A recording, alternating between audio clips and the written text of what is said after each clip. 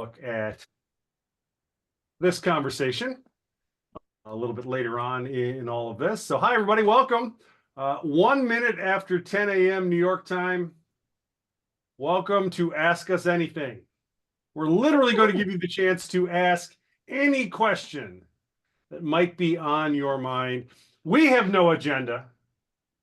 In fact, we have nothing prepared.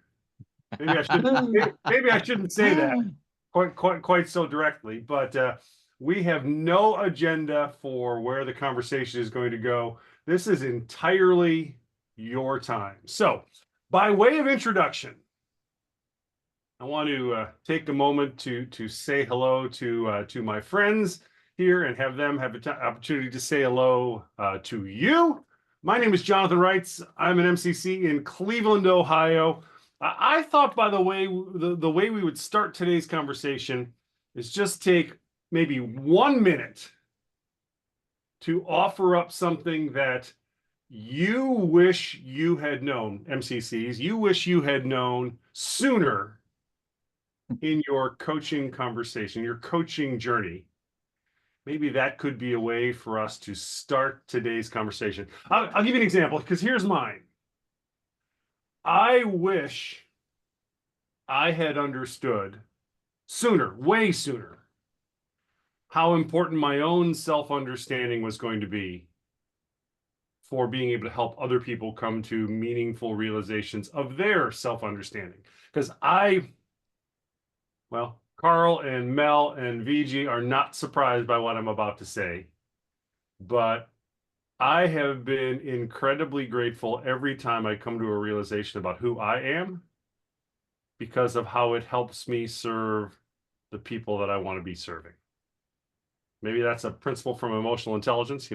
As we understand ourselves, we understand the people around us. But boy, in my career, that has absolutely played out. So that's the introduction to me. Mel, how about you go next? Sure. Thanks a lot, Jonathan. I love it. I love it. It's like the 4x100 meter relay, isn't it? I love that. I'm not going to drop the beta now. Mine would be, wow, quite a few. Let me tell you one of them. It is that insecurity of me needing to value add to people. Right? So I always feel like I've got to give more than necessary, because what would they think of me if I'm not giving my all, my value, right? I've got to give that. And then they will go like, wow, that was a good session, and makes me feel so good about myself, right?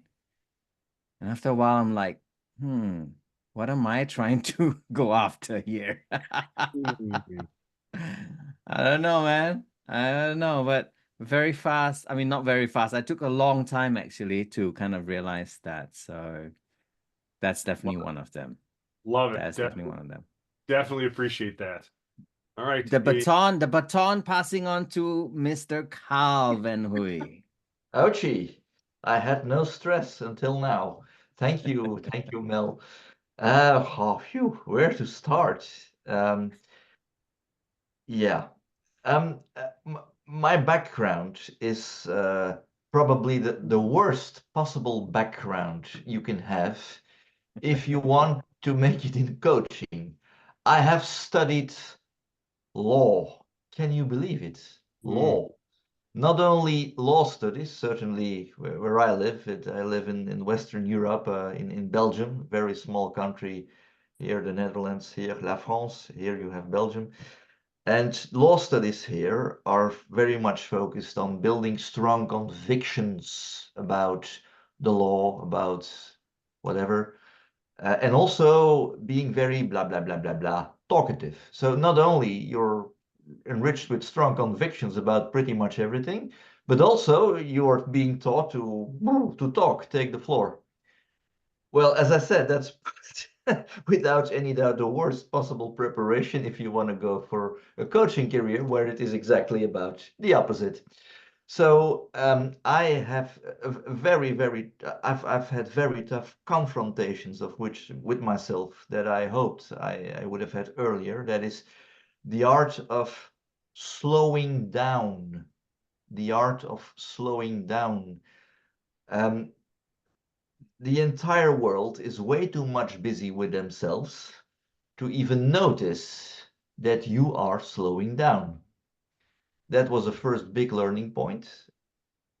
A mail that arrives in your mailbox does not have to be answered a second afterwards, not even a day or 2 days or 3 days afterwards. Believe me, the rest of the world is too busy with themselves to even notice that you are slowing down. And secondly, and that was tough from a lawyer's perspective, trust the process. Trust the process. Trust the client. Even though you think or you sense that, oops, this coaching session is not going well at all. The client is showing low energy. She does not even seem to have any desire to be coached.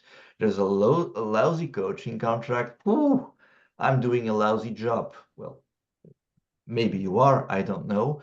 But the real question is, what do you need to trust the process? What do you need to trust the client? And if the client apparently is not really cooperative, is not doing his part of the co-creative partnership, say that. Dear client, I have the impression that we are going nowhere. What are your thoughts about this? Whew, this is coming out now quite simply, but believe me, it took me years to understand that and to do that. GR, back to you, I think. No, it's time for the home stretch, Ah, the final runner in the relay. Woo! Viji. Thank you, guys. And hey, everyone. So first of all, Jonathan, you set the context on the race. So my position in relays was never the last 100. So you put me in a spot, but I will still try to ensure we finish strong. And then I'm picking up the baton from Karl. So I have to pick a bone with him now because I wanted to say, Karl, how dare you say that lawyers don't make good coaches? Because I am part of your own fraternity, Karl. And my biggest realization was that lawyers can make fantastic coaches too. Boom. Yeah. So even if I say so myself. Okay. So that's on a lighter weight. So, but I want to just build on that, right? So thank you, Karl, for actually making me reflect.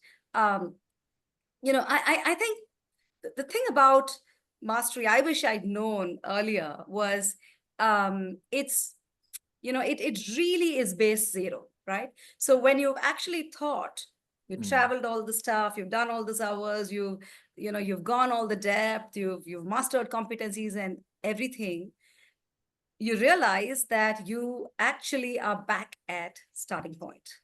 Wow. And that was an amazing realization. I wish I knew, because if I'd known, I perhaps wouldn't have maybe made such a big deal about the journey. Yeah. So for me, it was about really coming back to starting point. But what I love about that is that you can be yourself. You can really keep it simple. You don't need anything complex. And it's literally like shedding off all your baggage. And just doing your thing, being who you are, lawyer or otherwise, being Indian or American, it doesn't matter, right? So for me, I think that was the big one about mastery. Love that. Love that. I actually want to add something to the whole lawyer versus coach conversation. Because I'm actually from a Your family. brother, right? My brother, I'm from a family of attorneys. And the thing that's different about how all of my relatives live and how I live is they never want to ask questions they don't know the answer to. Wow. Because they're trial lawyers. They're making a point. They're structuring their experience around, hey, we're going to take you from here to there. And there is a huge temptation to only ask a question that they know the answer to so that the point can be made. And I wrestled when I was early on in my coaching experience to ask questions that I purposely didn't know the answer to, because that's the beauty of what we do. At the core of what we do, it really rises and falls with new discoveries, with new insights. And, you know, it's funny that this is coming up, because literally on Wednesday, my brother and I were talking about this, about how the skill of only asking questions he knew the answer to did really well for him, did great for him. And I'm like, yeah, avoiding asking questions I know the answer to actually has done pretty well for me. So I think my brother and I may end up doing a podcast episode or a video about that at some point, because I think that's an interesting side-by-side comparison that demonstrates what we're really all about. And Karl, I appreciate that you are celebrating that I have survived being from a family of attorneys with only moderate damage, which is a nice place. All right, shall we go to the questions? Good Lord, there's- Jonathan, we have Kimberly's hand raised. That's yes. So raise your hand if you have a question. You can also type it in the chat area. Kimberly, the floor is yours. Okay. Well, I have a question and maybe a comment. The comment is, even if we think we know the answer, we should still show up with curiosity, because we know what assume means. And we become very leading in our questions. So we have to be very careful how we show up if we think we know the answer. Right on. But I was hoping maybe you would unpack for me what you meant. So I'm right at about 1,000 hours working towards my MCC. So can you unpack for me what you meant by you were coming back to kind of the start? What does that mean? Yeah. So Kimberly, before that, if you're okay, I want to respond to what you said earlier. And maybe this is a bit of a contra perspective. And, you know, I'm also hoping we can get different perspectives here. Usually when the four of us meet up, it's always lots of debates, lots of polarized views. And I love that, because that really gives a space to learn. So if I knew the answer to what a client was saying, let me give you, you know, an example, right? I mean, there's a parent who's talking. And they're really talking about teenage troubles or something like that. And I totally get it. Yeah, I mean, I because, you know, I've also built that relationship with a client. I kind of know it's not like a first-time conversation. And if I know the answer to, you know, what they're saying, I would actually not, you know, still seem curious. I'll be curious at a different level, but I think I would just show it that I know, because that's what I said, right? I mean, ultimately you go back to being human, and as human beings, we're all exercising judgment. We all have a certain cognitive capacity, and I would never leave that outside the room. What I would leave outside the room is my arrogance, is my, you know, label of being the expert. But I would still be as real as a human can be. So that's what I meant by saying going back. Before all of us became coaches, if there was one intuitive way to hold a safe conversation with somebody, what are the things we would do intuitively? If we knew what somebody was saying, you may finish the sentence for them in a nice way, right? So, you know, just because I'm a coach, I don't want to hold that back, because it just makes it so unreal for the client. Absolutely. So I'd like to keep that real. And so I think that's what I meant by saying going back to start line, because, you know, when you start coach training, you're unlearning so many things, but I feel going on a mastery journey kind of takes you back. And again, unlearning a few things that you've learned so far, and not be so regimented, cognitive about it, and just be more intuitive, more human about the whole way you show up as a coach. Which also means that, like what Mel said, you often wonder saying, hey, I've not enabled them to discover any ahas or anything great. Or, you know, I've had sessions where I've even questioned myself saying, did I even do justice to this? What did I even do here? And there's the beauty, right? Because it's not about you. It's about them. As long as it works for them, an insightless conversation is also okay. Thank you for that. Let's not miss that. As long as it works for the client. Mhm. That It's was so important, and you kind of blew right by that, I thought. Mm. So what was your core question? You said you wanted to go back to that, Kimberly. Did you have another one? No, my focus was, as I kind of wrestle with what does MCC look like, and she kind of threw me for a loop when she said go back. Mm.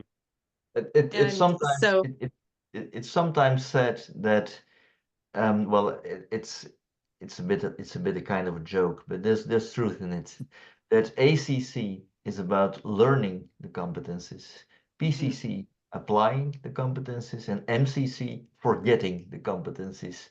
Well, what we actually mean is integrating them in such a way that it becomes a spontaneous, holistic, fully integrated use of what you do. And that is connected with what both Viji and Mel and Jonathan said. That is, you actually return to being a human being. and conversations at what's in a word MCC level seem to look give the impression of being actually quite normal conversations between two human beings being fully present together without necessarily being focused the entire time of active listening, powerful questioning. No. The presence itself replaces actually a lot of conversational perspectives. Thank you. Now, Karl, freedom in that. will you Wow. offer an insight of your own in that conversation? Yes, but of course, in the way that ICF ethics prescribes it. So I can imagine to say, well, dear client, what you're mentioning now touches me. Allow me to share a personal story, a personal experience with you. Then I just share a truly authentic story, and after that story I will just say, so how would you reflect on this? How is this relating to you or not? Sure, why Love not? that. Love that. Now, I want to add to Kimberly's comment, as you think about what MCC means to you, this is something that this group has taught me. The three of you have taught me, is it's less a question of what MCC looks like, what it would be like, and more a question of what will MCC look like for me? Because the four of us are quite different. Karl and Viji, they have mentioned that their background is law. Mine is engineering and television. And I don't know what Mel did before coaching. I was in But- marketing, FMCG. Okay. He was an Yeah. amazing sales guy also, right, Mel? Oh, So- I okay. remember you sharing those stories. Thank Okay. you. So All right. those are very different strategies, right? I mean, and it presents as it comes to life differently for the four of us. We have some more questions. Let's go to And the a one in couple the of hands raised as well. let's go to the one in the chat first, and then we'll go to Sadan and then Nancy. Serge asks, as a follow-up to Vijay's comment, can you provide an example of a successful client transformation that surprised you?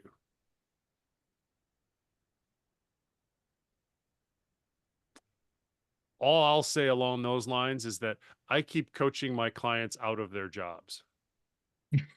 I probably shouldn't say this in a public forum, but the reality is that if we get into a deep level conversation, way more often than I am comfortable acknowledging, my clients go, you know what? I think I need to do something different. And then the HR leader from the company's calling up going, what are you doing? This person's leaving. I'm like, well, you coached me. You hired me to help them level up with what was most important to them. And now this is what's happening. So that's one that I would That's one that I would throw. And I appreciate Anita saying my coach made me quit my job and become a coach. Well, it didn't make me, helped me become. Yeah. Sometimes that's what happens. Anybody else got one? We have some hands. All right. Let's go to Sadan. Please, the floor is yours. May I just add one You bet. thing before? Hi, Sadhan. Just if you could give me one moment. So again, I'm gonna say this, right? And I don't know whether my client will ever get to listen to this. And even if it is, it's with the highest respect I say this. My client, and this, mind you, was a executive leadership coaching client, sponsored, the classic leadership coaching kind of engagement, right? On very, very different topics and goals, but we won't go there. But I think the most successful transformation and outcome, if you may, because it was success as defined by them, years of, decision that could not be taken. They walked out of a toxic marriage. Yeah. And I call this transformative because that was something, they could never do for years. And this engagement had nothing to do with relationship coaching or life coaching. And that's where I call coaching so powerful, because you are coaching the whole person. And like Jonathan said, yeah, quitting is part of the deal. So you need to be prepared. But, such life decisions also could happen. And I would call that transformative. Definitely appreciate that. Definitely. Sadan, come back. The floor is yours. Thanks, Jonathan. And it's a kind of reflecting back on what Karl said. And when you are an MCC, by the way, I'm not an MCC. I'm just pursuing my PCC at this point in time, having had the opportunity to serve, being an internal coaching COE within my organization, Johnson Johnson, and thereafter branching out as my own. Here is a reflection, and I loved your comment, Karl, saying MCC is all about forgetting the processes, yet more tilted to and biased towards ICF. They call it markers, which sounds so much clinical. Wouldn't the folks out there make it a little more lively and organic? Because when you are being trained and being assessed for ACC, you are so much into the processes and steps and stuff like that. And all of a sudden, you are, I will not say all of a sudden, it's an evolutionary phase all the way to being so much innate and natural with your styles, being in the moment, dancing in the moment, and stuff like that. So where does this clinical bit, to the extent of being branding them? Earlier, it wasn't been called as markers, if I remember correctly. I'm referring to 2008, 6, stuff like that. But why it is being reintroduced with this consolidation of ICF coaching competencies being called and labeled as markers? Can you guys think and inspire and influence? I'm a bit more nuanced than you when it comes to clinical approach, but let me give you a metaphor. When you are trying to take your exam for driving a car, I don't know how that happens in your region, but here you have to really drive for about an hour, and following all the traffic rules and signs and anything in the traffic in a very, very, very, very, very disciplined way, extremely disciplined. Even at the moment you say, no, it's impossible, nobody drives like that. Yes, during the exam, you have to drive like that. Well, it's a bit the same with recordings that you upload for ICF. We have at ACC and MCC level bars. At PCC level, we have markers. And those are actually very precise, very tangible, visible, observable behaviors. And what assessors do, they score or they mark literally the markers. Coach did show this kind of behavior, or coach did not show this kind of behavior, for example. Now, I believe it's important that a certain mastery of competency level is proved and in an objective way. So I believe it's important that those kind of assessments exist. But it's quite clear that from the moment that you are, once you've passed, you're totally free to develop your own coaching style. You're free to make coaching agreements the way that you like yourself, of course, respecting ICF policies, but you are totally free in the exercise you use. You're totally free in the methodologies, in the open questions you ask, in how you lead the session with the client. So I would say when you drive your car, in most cases it's the ways, the roads that you know, that you use on a daily basis. You do not watch the traffic signs anymore because you know by heart on which road you can drive 120 and on which other roads you can drive 70. Still, you drive in a safe way. Well, at least that's what we hope, and that you can compare a bit with experienced coaching. Markers and bars are still present somewhere at the background, but you are no longer actively busy with applying competences or markers or bars. It is just one moment that you have to prove that you master them during examination, just like you take your driving exam. Is that an answer to your question? Answers that partially, because I'm not still convinced with the idea why those should be so much stringent for folks coming newbies. And subsequently, we ask them to develop their own mindset. So I get your point when you talk about unconscious competencies, about developing those skills and natural styles and flares. However, what explains the laxity on the part of EMCC then? It's not as clinical, if I can repeatedly use that. So then I'm going to jump in there simply because, like Karl, I've gone through an EMCC journey as well, and you know that. I would not call it laxity. I think it is the way one assesses. And in fact, Karl and I have been thinking for a while now, and it's on the cards. We're going to do like a session that kind of looks at both journeys and compare, contrast, maybe share some similarities, dissimilarities. So I wouldn't call it lax. I think it's just a very different approach. Like you said, I think it honors more reflective practice. It honors a more holistic evolution.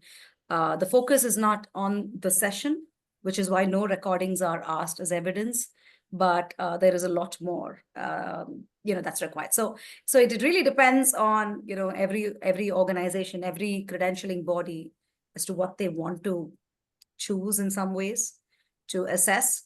But I think assessment is there everywhere, right? You're still getting assessed. It's like, is it a subjective essay? Is it a more objective paper? Is it a multiple choice?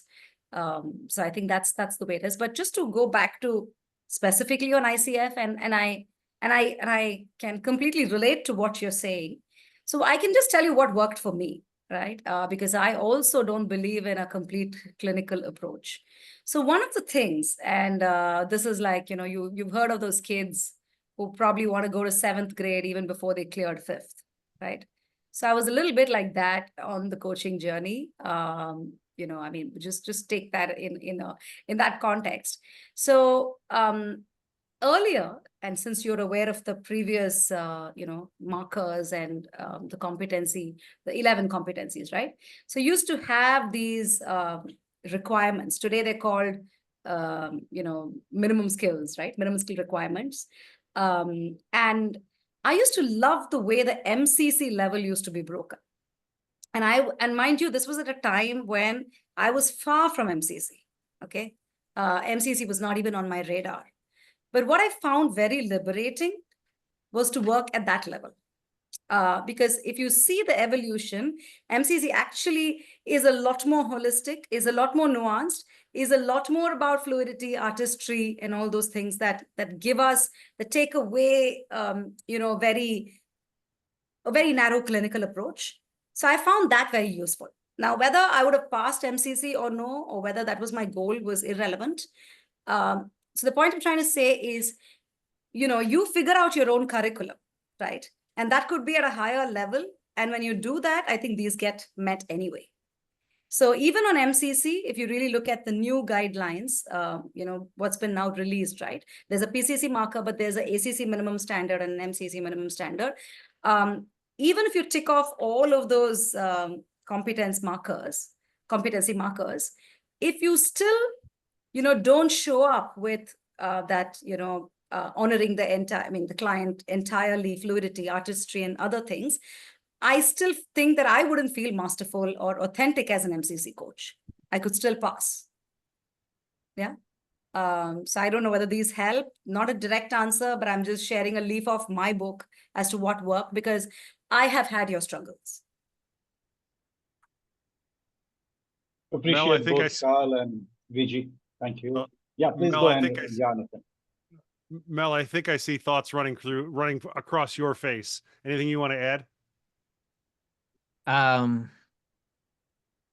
As a person taking the test and going through all of the stages, I've often felt very disappointed with ICF because I had to, and the word is had to, get all of those things right. So I felt that pressure and I didn't like it. And I think to the point of even at the MCC level, I took a 1-year hiatus because I was fed up with it. Just between us, okay? Just all of us here.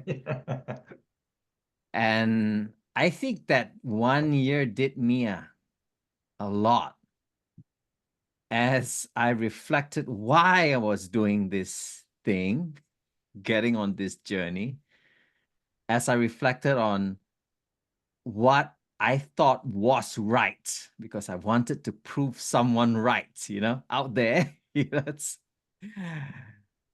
And in fact, what I learned was I was just trying to fight myself and then find myself. Woo! Now that's a different story, another time, another day, okay? And then 1 year later, I came back with fresh eyes, a bit more humility, maybe a little bit more, just a little bit more. And then said, okay, let's get on the saddle again. In fact, the one that didn't pass and got passed after a couple of times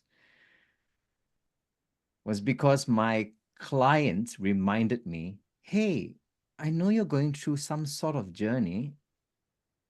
Don't you want to record this recording? I'm like, nah. No. I'm like, why? Do you want me to record this recording? And he's like, the session? And she's like, it's up to you. I mean, but I'm just reminding you. I'm like, what? And you know what? I would say that was one of the best sessions I've ever had. And it still gives me goosebumps because I just forgot about everything. Forgot about it and forgot even to press the recording, right? Obviously, but she reminded me and I pressed it. I'm like, you know what? Just gonna go with her for once. Get it? For once. And just flow on that river. I'll just stop there, Jonathan. No, that's but great. Thank you, Sadan. Thank you. Definitely. Appreciate all your views. Thank you. You're welcome. That's one of the hardest things I think about the credential recording process, is that is the only coaching you'll ever do that's about the coach, is capturing that on the recording process. Every other session you'll ever do is about the client. And the trick is to focus on the client, but still demonstrate what the evaluators are looking for. So good. All right, Nancy. Hey, Nancy. The floor is yours. Hey, everyone. Hey. Yes, I picked up so many questions. Now I'm sitting in confusion. Which one should I ask? By the way, I really love Sadan's question about the marker because I've seen peer coaches struggle with that, and some of them even write script and trying to put up a show for that, which has really surprised me. Is this what PCC really requires? So coming to my questions, I think I take this advantage to ask maybe two. The first one is I hear so much from a Mel's 100 Master Coach podcast, and even here in the room, sharing that, MCC is really about coming to the core, not thinking about these competencies, not follow script, not follow a module or whatever, just be fully present. However, on that journey, it's quite hard. Every challenge that you shared in the beginning, I resonated with.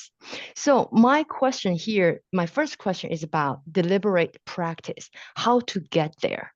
So as a coach, we are doing coaching, but I'm not sure, am I doing it right or wrong? Am I just practicing, accumulating this 2,500 hours? But what if practice makes permanent? If I'm doing it wrong all the time, this 2,500 hours will make it a permanent. I'm doing the wrong thing all the time. So I wonder, this is leads to my first question is, how do you deliberately practice so that you get into the space that you can be fully present with your client while fight a little bit with your intuition? I know Mel has a really famous quote, coaching is most often is counterintuitive. I wonder how to get there with practicing. Some of us might not have the finance support to get a mentor coaching on us all the time. But how can we practice together? That is my first question.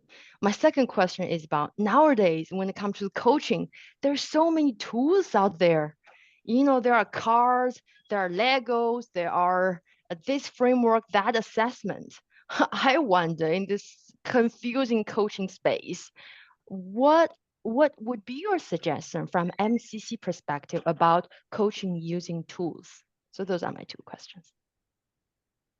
Nancy, if I could, come and meet you on the side, I've done a high five, because I just so love the realness of your questions. And my request to, the four of us is we all take a stab at this, because I have the sense we'll have maybe different answers.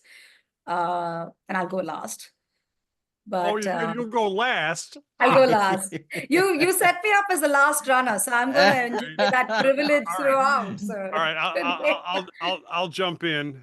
I'll jump in on this, and I'm going to answer your tools question first. There is nothing in my MCC journey, and before the end of September, I will hit my 13,000th hour of coaching. Wow. So, and there is nothing in that journey that has helped me improve more than reviewing the recordings of my own sessions. I still do that at least monthly. And in fact, I did one last Saturday morning. I discovered I have fallen into a bad habit that I don't think I've had since my first 100 hours. Wow. And I am going to break that. I'm gonna get that. I won't tell you what it is, because well, yes, I will. It's closed-ended questions. I've gotten lazy on my question structure, and I would urge you to use any tool that helps you review your recordings consistently and regularly, because that is the fast track to getting better. That being said, side note on this, I find I cannot review my recording objectively until I forget what happened in the recording. So I review a recording about 60 days after it happened. So that's my timing. The next recording I review, actually, it will be a week from tomorrow. I have 2 Saturday mornings where that's my routine. I get up and I review a recording, sometimes 2. And it takes me about an hour to review a recording. I use a transcription tool and some of those kinds of things to, it doesn't matter which one, just use one you like. And I jump in, I listen to it, I pay attention to what's going on. And then I give myself feedback, and this is how I intentionally practice. I'm going to put something in the chat area right now. I'm going to put the 5 areas I look at in the chat area. So number 1, I look at technique. You know, how am I doing on those markers, on those behaviorally anchored rating scales? You know, am I doing the things that coaches do? You know, have I gotten, you know, one as you're experiencing right now, I do not believe in using 100 words when 10,000 will do. So I constantly have to edit myself, and I work really, that's one of the things I pay attention to in my technique. Second, I check my coaching instincts. If I am connected person to person, my instincts about what's actually going on in the conversation tend to be pretty solid, but they're not always on track. Third, I evaluate my coaching mindset. And by the way, I do actually make notes on each of these areas right after the session happens. So I'll give myself a score out of 10 on technique. I'll give myself a score out of 10 on instinct.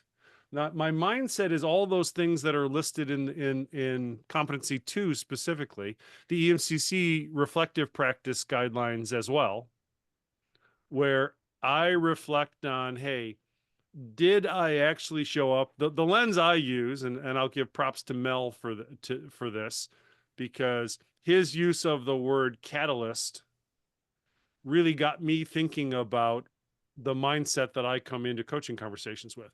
I want to catalyze new thoughts for my clients. That's actually one of the objective measures I use that's not in the ICF core competencies.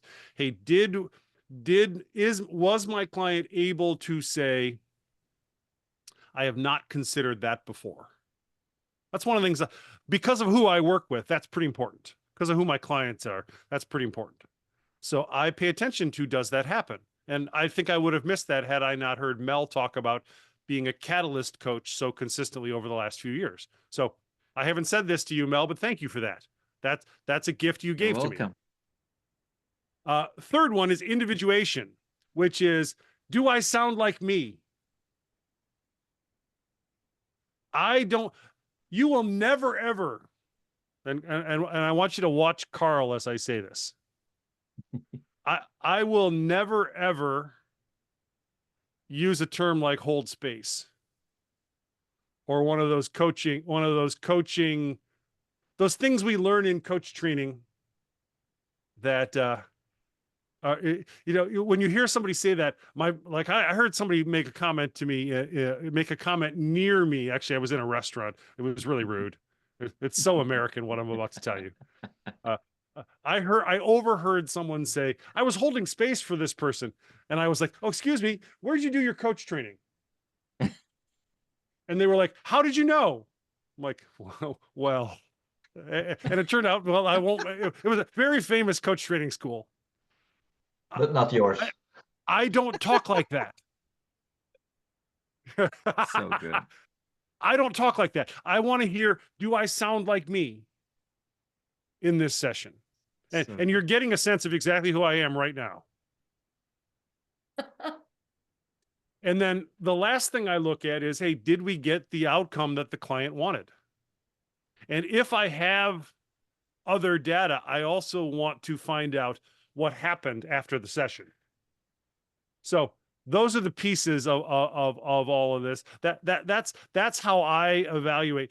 Those are the things I work on intentionally on an ongoing basis to level my game up. And I do that in the moment during the session. I take notes on one of these. I take notes by hand. And then I save that for when I review the recording. And I compare my in-the-moment assessment with my objective assessment after the fact, because that's how I feel like I build strategy. This is my craft. This is my business. Over the years, this has become, in some ways, part of my identity. So I want to be thoughtful to that. So Long answer, Nancy. Hopefully that was helpful. So good. Mel or Karl? By the way, there that what you just saw, that was my indication. That was my engineer background coming out in me about going, we're going to be very compartmentalized. We're going to be very problem. We're very targeting. We're going to solve this problem. So sorry, I'm done now. And I was thinking in my head, I'll never send my recordings to you. You'll probably fail me on everything. I doubt that. Well, Jonathan and I have the good habit of pretty much disagreeing on pretty much everything, and let's maintain that habit. Except for this, right? As a coach, I do not believe, I do not wish, I do not think we have a role as problem solver, and certainly not as responsible for reaching outcomes. I think that there's only one person or team responsible for reaching outcomes, and that's the client. So I am totally focused on and feel very responsible for leading the process, facilitating the process in the best possible way that I can. And what I've learned is when I trust the process, here I go again, that outcomes pretty much take care of themselves. So I know that there are quite a few coaches on the market who look at themselves as what problem did I solve? I'm not part of that group of coaches. Some coaches have on their website, we solve your problem. Well, honestly, that may be nice from marketing or branding perspective, but if a CEO asks me, "Oh, Karl, you're a coach." Yes, I am a good one. Yes, I hope. What problem do you solve? None. Huh? So you're not solving anything? No. That's weird. Then what do you do exactly? Well, then they get another story. So I'm in with Jonathan's list, except the last bullet point. Thank you.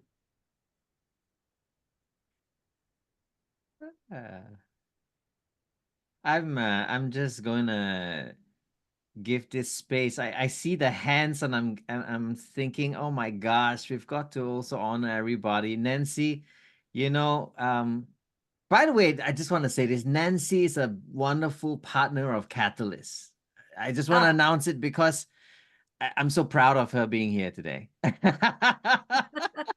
So Nancy, I will answer your question, right, direct with you. Is that okay? You know, absolutely. Thank so you. So Viji, I'm passing the buck for you. So I'm Viji. gonna say something very quick, because I couldn't hold this back, and I want to say this to everyone, right? Because this also has something to do with why the four of us are doing what we're doing collectively, and I'm super proud of that. I think this point about not being able to afford mentor coaches or supervisors or whatever that may be, right, is very real. Is very real. And while, of course, they have a place, a very important place, I think it's not sustainable, right? I mean, every part of your journey to have that support.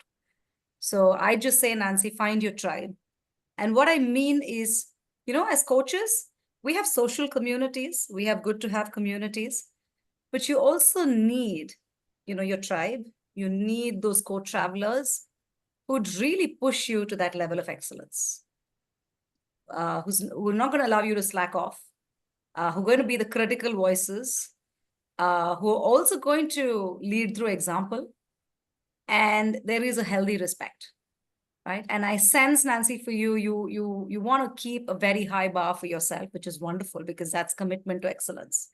So it's very important to find co-travelers with you. And the beautiful thing about this coaching space and community is that it's a whole world out there.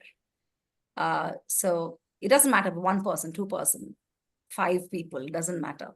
But the moment you find them, keep them, stay with them, stay the course, support them, and ask for support all the way. because that's one fantastic way of keeping yourself on top of your game. That's so good. Well done. Thanks, Nancy. Thanks, Nancy. All right. Jess has her hand raised. Jess, yes.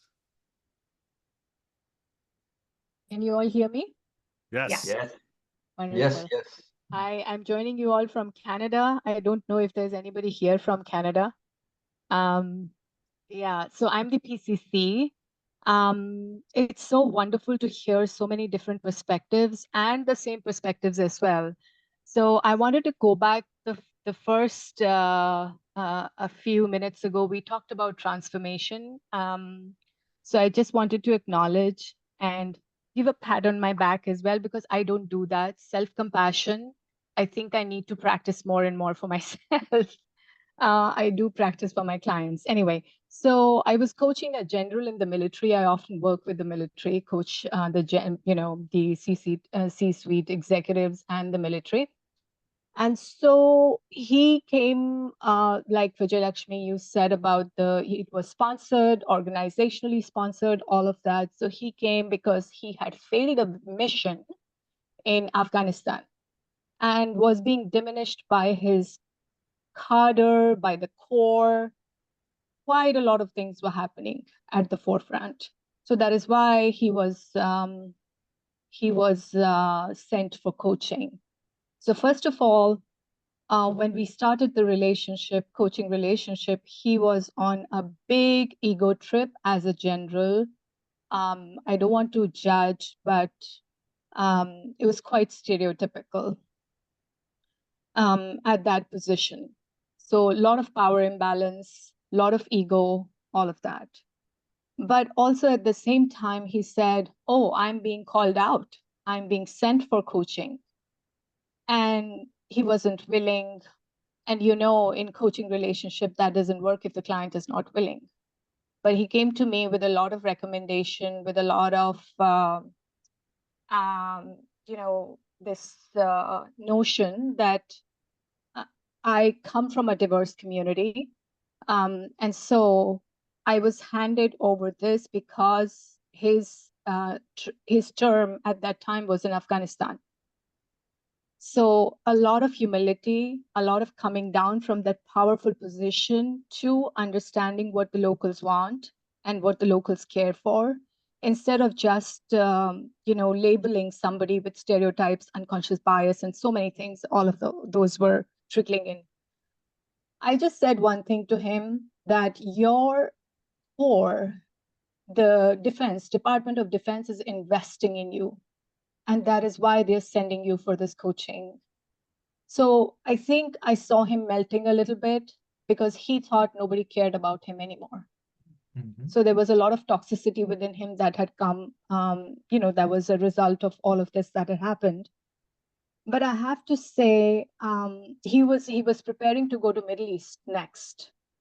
I have to say, during the end of our relationship, which lasted for about 1.5 years, he just said one thing, that I came here to be able to articulate my strategy and vision, and I feel I'm a better human being. And to me, that was like just something, a big learning for me as well. But how do we work with people who have such high egos and stuff? So I learned a lot. And Jonathan, like you were saying, I had recorded, and I still go back to those recordings and listen. What did I do? What can I do better? There were no tools used. Mostly it was presence, like Karl had mentioned. And I go by that philosophy a lot. But I also wanted to bring up one question, which is about the competencies as an MCC that I heard many of you saying, forget about the competencies when you are an MCC, right? So I'm not an MCC. I'm on that journey. I have about 1,500 hours now. My question is, yes, ICF espouses, promotes competencies, and I understand competencies working with foreign services, which is kind of a tool that we use. Competencies translate into skills, knowledge, and attitude. So I use it as three markers, so to say, just using that term very loosely. I'm more and more gravitating towards using maturity. As a coach, am I maturing or not? Do I observe my social context or not? Do I have the social maturity or not? So I wanted some of your thoughts on this. I'm not a PCC. You all have a lot of experience, so I can learn something from there. Thank you. Well, one of the things that a mentor, one of my mentors on my journey to MCC said to me is becoming masterful coach is not just about becoming masterful coach.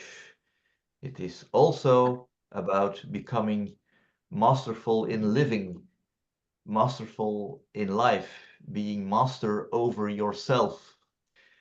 And she used words like maturity, words like generosity, words like mildness, being mild, words like, well, many values and behaviors that are related to well, let's say what human beings are capable of doing.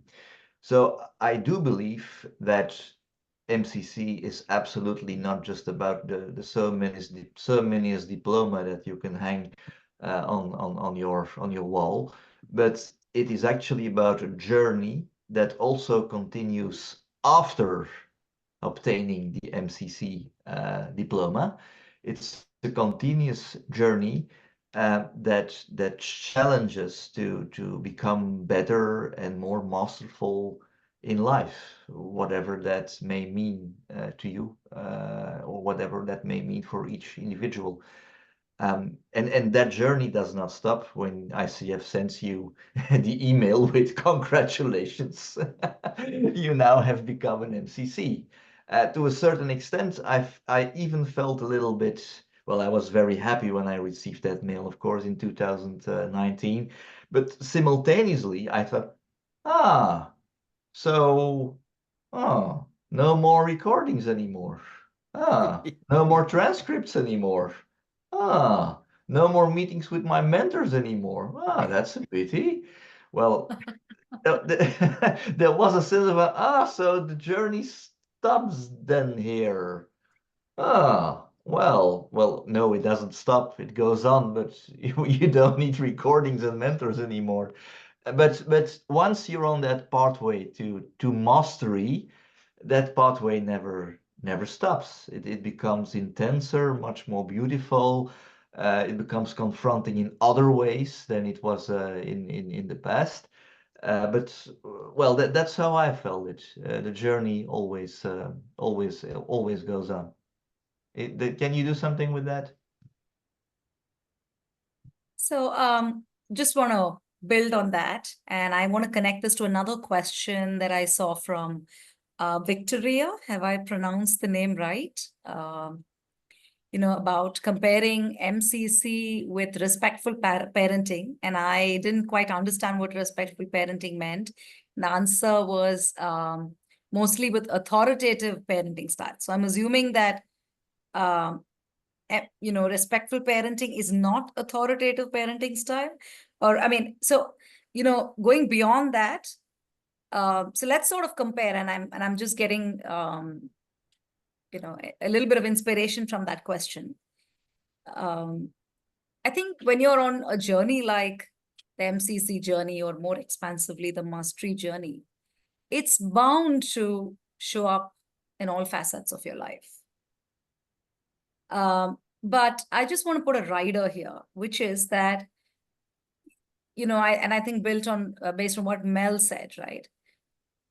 It's not always about getting it perfect, brilliant, right? I mean, every session is not going to pass a recording. There will be sessions like that. Like is with being a parent. Nobody shows up one day and said, I've finished a parenting diploma, and hey, I'm going to be the best parent ever in the world. You're always learning on the job.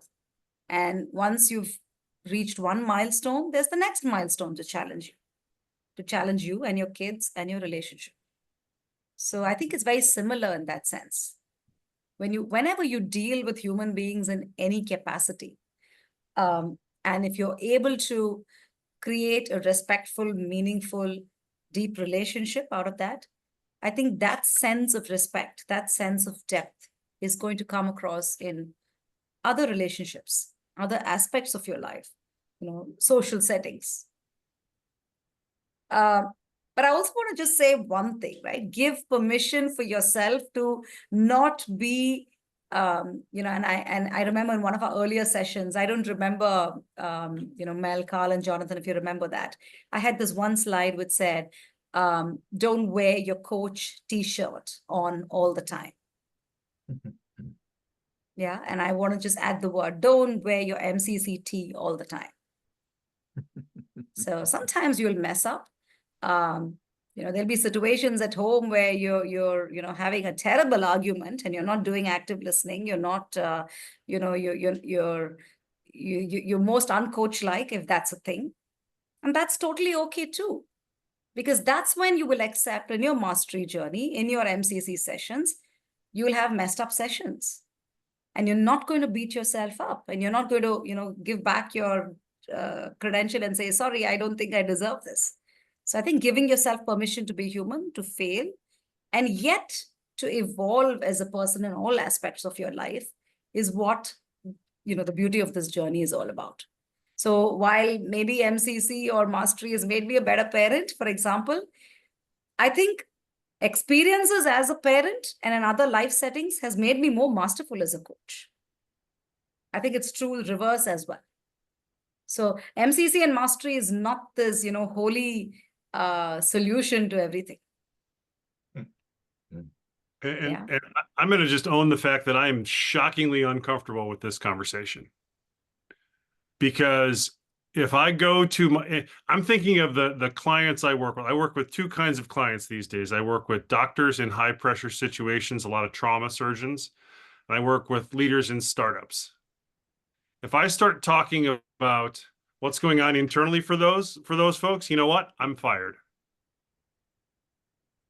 I think the thing that's making me uncomfortable about this is Karl, try not to roll your eyes as I say this, because I've said this to him about 1,000 times. I think coach training loves this idea of mastery, loves this idea of real deep clarity and peace internally for coaches and their clients. I am yet to have a client ask me for that. Now we get to that, like I said, 13,000 hours. We get to that, but it's an offshoot of the conversation. I don't get to walk in and offer that because, well, I'm going to say this bluntly because this is the way I always say it. So I apologize for the language I'm about to use. The majority of the time when I work with a client, shit is on fire. And that's where we get into the conversation. Now, after we put the fire out, there's an opportunity to step back and reflect. And I think that's the mastery, is actually knowing when the client is ready to have that conversation and you being able to be present enough with them so that what really changes who they are is in the conversation. So to build on the t-shirt metaphor, don't wear your I do transformation t-shirt all the time either. So I feel better now. Thank you. So maybe we should print a couple of t-shirts as well. I'm sensing a business opportunity from this group. All participants of the webinar get a don't wear your transformation or don't wear your MCC all the time. Expect an invitation to the waiting list sometime soon. So, Jazz, how'd we do on that question?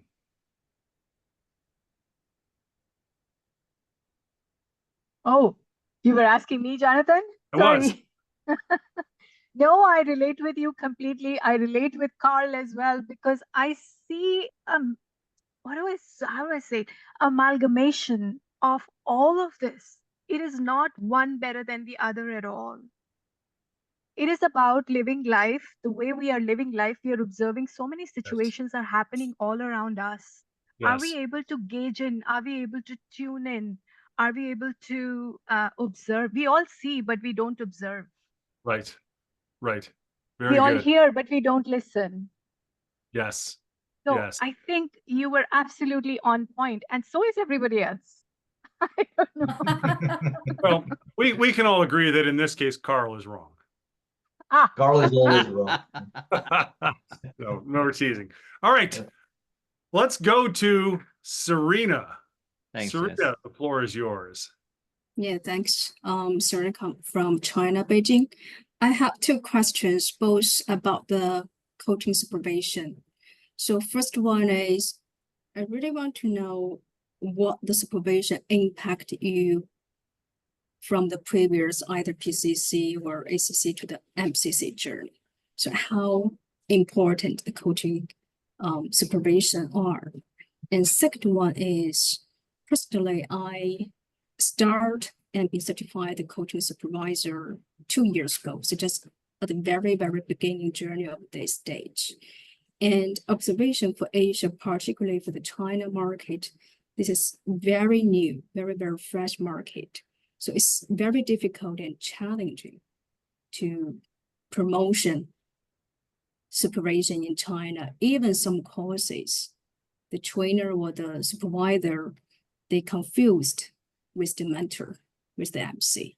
So my question is, of course, the supervision is more mutual in the other Europe or other markets. So what could you please share the experience, how the supervision market trends could be, which I could refer the local markets? Thanks.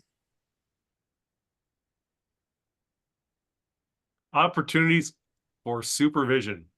Well, two things I'll throw out to you. One is, I know the ICF is studying this in earnest right now about how to differentiate the role of mentor coaching versus the role of supervision. The second thing I'll throw out to you is that I would study Europe, what's happening in Europe, because the European attitude about supervision is very, in my opinion, very healthy and very different than other parts of the world. In that there is a perception that supervision leads to a holistic health for the coach practitioner that is very powerful and very effective in predicting who takes their craft seriously. So look, in the corporate world, especially in Europe, there's a pretty clear strategy and hierarchy for what supervision brings to the table. Now, the rest of this is Jonathan speaking. I'll just say for North America and for a lot of executive coach situations that I'm familiar with, my own experience, the business case for supervision is very unclear, especially in North America. Now, for those of you that don't know, mentor coaching is an experienced coach working with a developing coach to learn and integrate the core coaching competencies. Supervision is a component of reflective practice, where you reflect on who you are and what you're doing in your coaching and how that might be enhanced to move forward. And like I say, in North America specifically, I think the business case is a lot less clear, but I will defer to my esteemed colleagues for further comments. So thanks, Jonathan. And while I think largely supervision has been understood in the reflective practice context, supervision also, if you go with the classic definition that EMCC puts out of supervision, skills is also another component. Yeah. So and there is a developmental component as well. So there are a couple of components, but I think the way it's been understood, which perhaps is also the reason why the business case is not very strong. Because, you know, I think I picked this up in coaching communities a lot, that reflective practice, for example, is a good to have. It's a good thing to do when you get to a place, but I don't think it's critical, right? Like, given a choice between skill and development and reflective practice, I think there is some kind of a gradation for reasons commonly known. But I want to just say this, right? And there was this question that you asked first about the MCC journey. I think I would have had more supervisory conversations right at the start of my journey if I were to, you know, go back to that start point again today. Because I think supervision is amazing. And again, like, you know, it's like with finding the right coach, you need to find the right supervisor. Not every supervisor is the one for you. And you may choose to have more than one supervisor. But I think for a coach at any point in their journey, supervision is wonderful, is no longer, you know, a good to have. And while ICF is still not made it a must have, there are other bodies like EMCC where it is a mandate before you put in an application. So Sarina, I want to just move the conversation there to your second question, which is, maybe you need to look at practitioners and professionals in spaces like the EMCC to build your practice. Because there is a need, not just a good to have, but a must have. And you could offer your services there and build that. And, you know, hopefully when I think supervision comes in as an accepted practice. And today, supervision is there in the ICF team coaching competencies, not yet there in one-on-one. Maybe it will. So at that point of time, I think you can. But I think anyway, supervision is a wonderful thing to have from my own personal experience. Thank you. I think- Thanks. I think Karl's story of his supervision journey is a very interesting one. Can I put you on the spot, Karl? Thank you for having that opinion, Jonathan.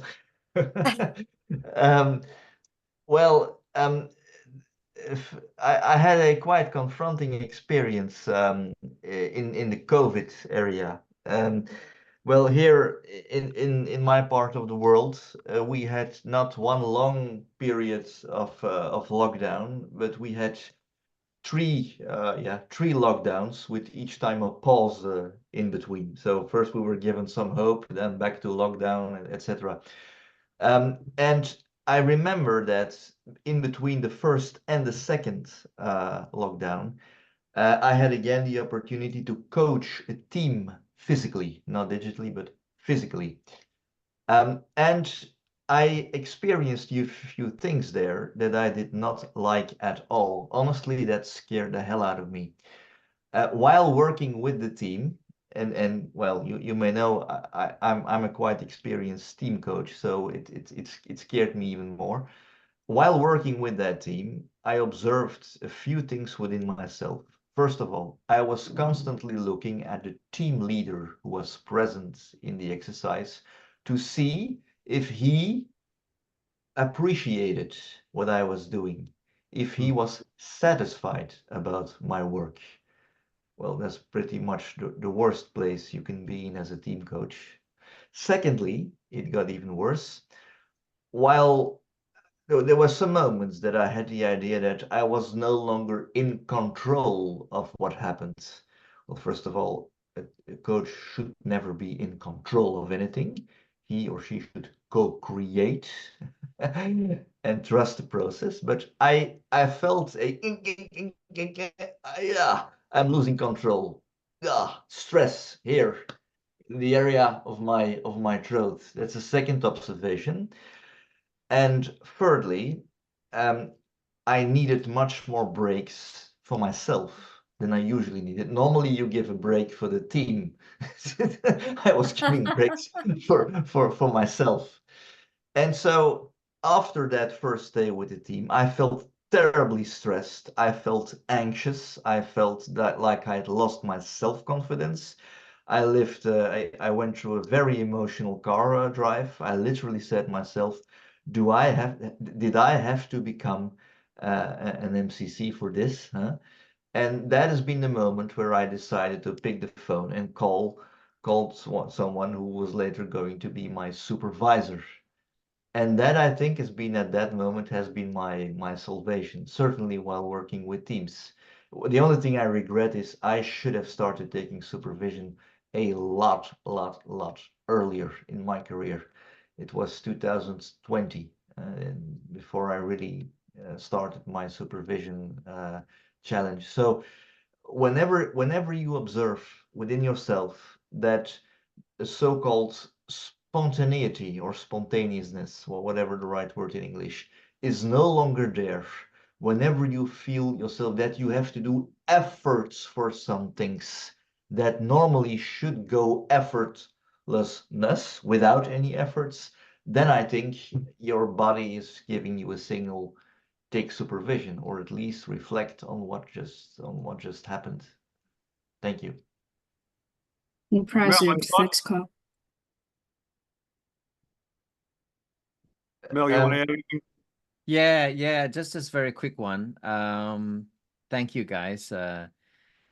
Serena, I'd just like to just jump in with just one thought is the word collaboration, right? Collaboration is amazing when you can reach out to other supervisors and create this momentum wherever you are. I mean, you said you're in Asia, you're in China. Yes, in Asia, supervision is actually quite silent, I might say. I'm in Australia, right? And when you collaborate with those who are wanting to be a part of this, right? It's gonna be helpful with you as well, so that you won't have to go it alone. I think that's the thing. I'll be frank with you. This group that we have, this 4 of us, have been meeting for the last, I don't know, 3 years. Okay, thanks, Jonathan. I can't count. I'm sorry. And this has been that safe space for me. As what Jonathan was saying, I get that so much when I am with them than any other place that I've been, including ICF meetings. Anyway, let's stop there. Yeah, let me add one last comment, and then we'll go to Rakib's last question, which will probably be our last question for the session, and that is that to me the critical component for supervision is the reflective practice. It is supervision works best when you have a reflective practice of your own, an individual reflective practice. That's good. And then it comes to life in a shared reflective practice. Now, I will tell you, I don't see a supervisor regularly, but I do from time to time. My individual reflective practice shows up in a myriad of other relationships. I'm going to just run down the list here real quick. Now, my wife is a part of that. I happen to be Christian. I talk to a pastor about that. That's a part of the reflective practice. This peer group is a part of the reflective practice. What you don't know about me is that I have almost 40-year depression history. I have a mental health professional. That's a part of the reflective practice. I'm also 14 years sober. I occasionally go to an Alcoholics Anonymous group as a part of the reflective practice. The supervisor is a part of that. I have a business coach. That's a part of the reflective practice. So I personally think that's part of the business case, is you build the reflective practice and then you have a shared partner where that can get shared. And it takes a lot of people for me to bring my A game. The joke I like to make is, you think all this happens by accident? It takes a lot of people to bring our A game to our clients. And supervision has to be a part of that, because the professional expertise that speaks into it, I think, is absolutely critical for us to be as successful as we'd like to be. So I'm stepping down off my soapbox now. Raki, I think you get the last question today. Thank you. Thank you, Jonathan. So I would like to change the tracks of the inquiry. And I would like to, I agree that the reflection and contemplation on a daily basis really makes a shift in how you show up to yourself and to your clients and people around you. And my experience has been that more than any coach training, my own personal work, how I shifted internally, I showed up differently with the clients. So that's what has been my experience. Training or no training, certificate or no certificate. It's I think like how we take a bath every day, cleaning ourselves and nourishing ourselves with food. I think when we are working with people, that's an everyday choice I've made. So I see, and I totally agree with all that you've shared. Here, there's another important thing as a coach is the exam. So I wanted to understand that if one is preparing for a credentialing exam as an MCC, what are few things I can, or anyone who's wanting to appear for the exam, what are few things one can start taking note of? Because probably next year I will be appearing for my exam. What do you mean with exam? The credentialing MCC exam. Help me Yeah, out, so folks.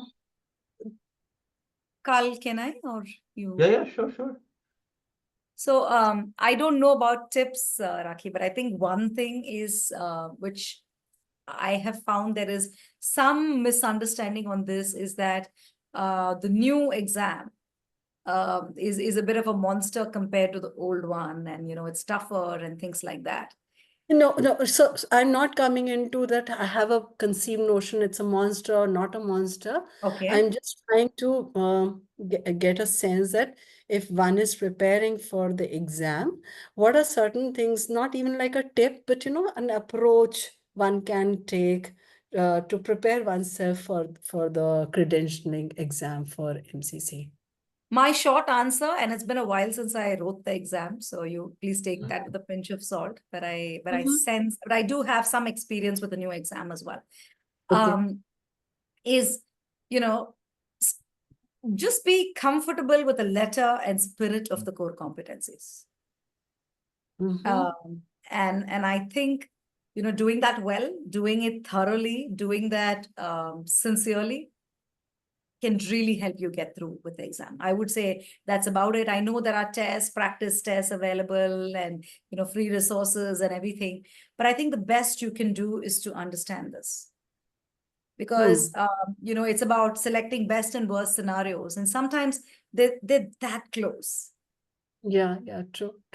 So I think any amount of getting trained is really not going to help, but I definitely think understand not just the letter, the nuances, but the spirit behind, why is there that particular marker? What could that mean? Or what could that, how does it translate to practically? I found that very helpful.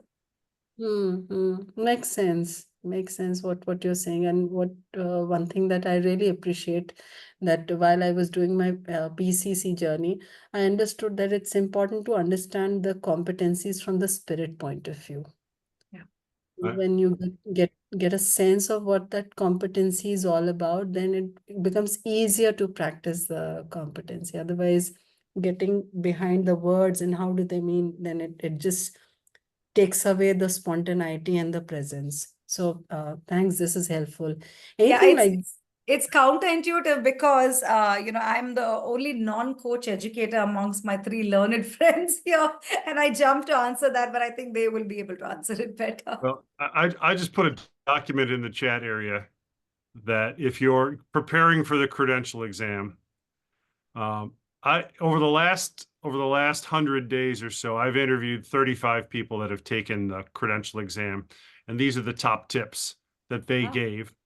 with a bunch of practice exam questions. I gather, the all credentials are the same. All credentials take the same exam.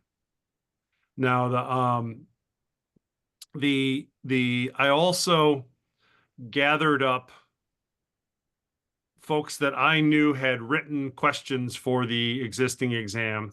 And the last page is 10 questions that we worked on together to give you a sense of how to answer the question with some explanation for why you would answer the question that way based on the way the exam is put together.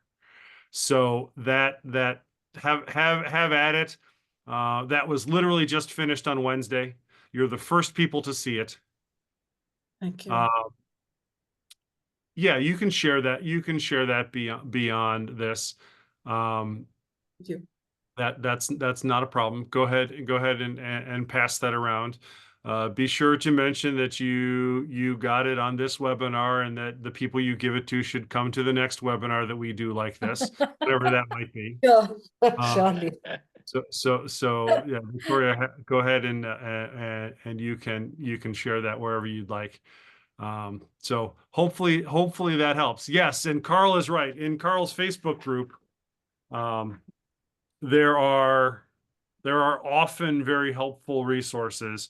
You know, I can mention, you know, and if you want to know this offline, go ahead and shoot any one of us an email, because I'm sure we've got other resources we can pass on. Sure. All right, That's Raki, thank you very much for your question. We have 3 minutes before our scheduled end time. In the spirit of Viji going last, Karl, do you have a final word?